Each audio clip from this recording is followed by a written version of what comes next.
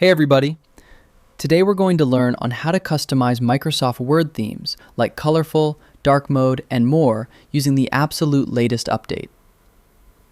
This instantly reduces eye strain and matches your workspace perfectly to your room lighting. First, open Microsoft Word. Look at the top left corner of the interface menu row and click on File. Look at the absolute bottom of the left-hand navigation sidebar panel and click directly on Account.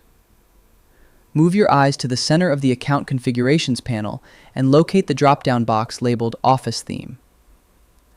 Click the drop-down choices and select Black to activate the classic deep dark mode, or choose dark gray for a softer charcoal look.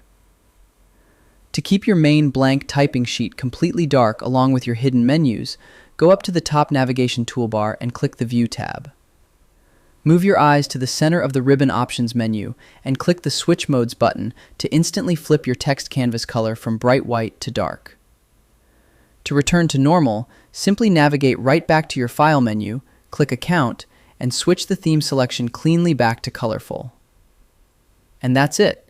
Your fully synchronized application theme layout is now completely optimized and operational. I hope it helps you in your current and future project. Thank you for watching.